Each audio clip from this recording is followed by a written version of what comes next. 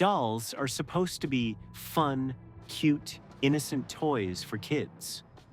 But this is not just another ordinary doll. She's here to show us how wrong we are about dolls.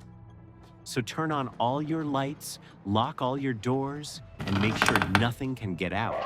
Because tonight, we will tell you a tale about the most evil doll ever. Welcome to my channel.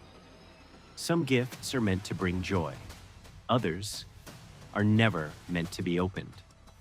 Tonight's story takes us back to North California in the year 1989. A quiet countryside home. A family celebrating the birthday of their little girl. But what arrived at their doorstep that night would change their lives forever.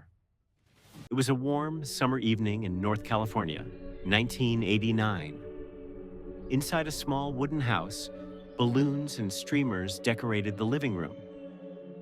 A young couple, Mark and Sarah, were celebrating their daughter Emily's 5th birthday.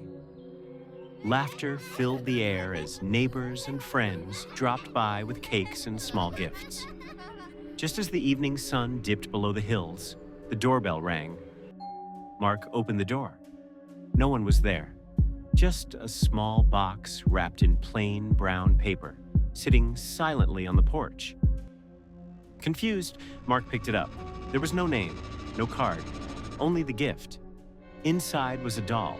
It had glassy eyes that seemed too real, porcelain skin with faint cracks and a faded red dress. Its smile looked almost human.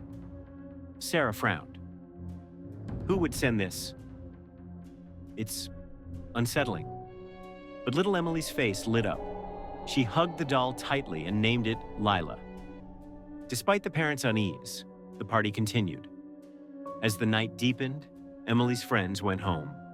The room was filled with cake and laughter.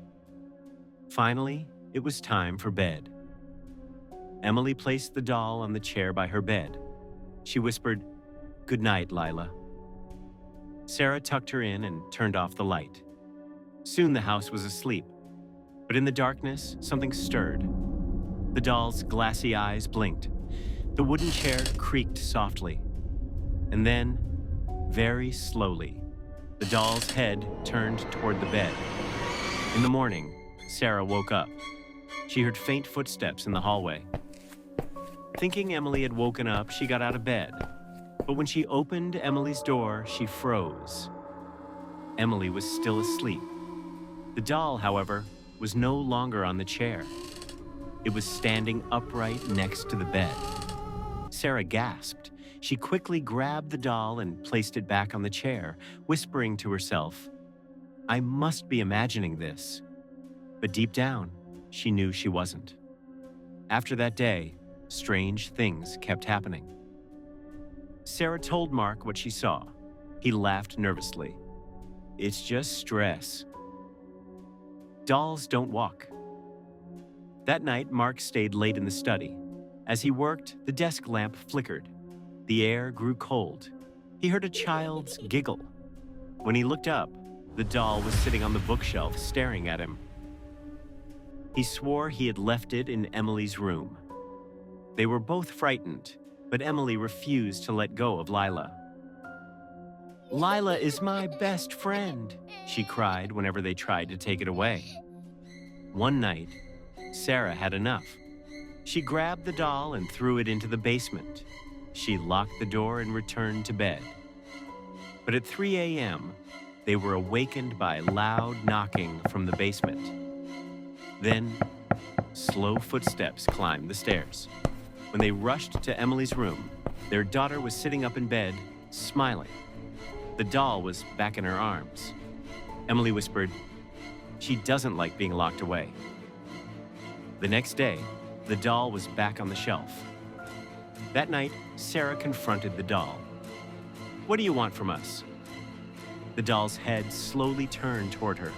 Its glass eyes blinked once. Mark grabbed Sarah's hand. "We're leaving." "Tonight?"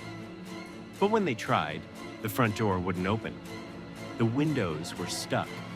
The house refused to let them leave. On Emily's 6th morning, the neighbors noticed the house was strangely quiet. When one of them knocked, no one answered. Through the window, they swore they saw a little girl playing with a doll in the living room. She was smiling, humming softly, but there was no sign of Mark or Sarah. Only the girl. Only the doll. And some say if you listen closely on quiet nights in that neighborhood, you can still hear a faint voice whispering from the house.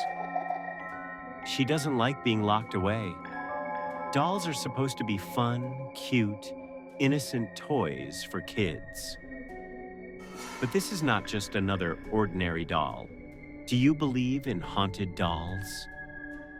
Have you ever seen or heard about haunted dolls? Please share your thoughts with us. We would love to hear from you. Also, please subscribe for more scary stories. See you next time.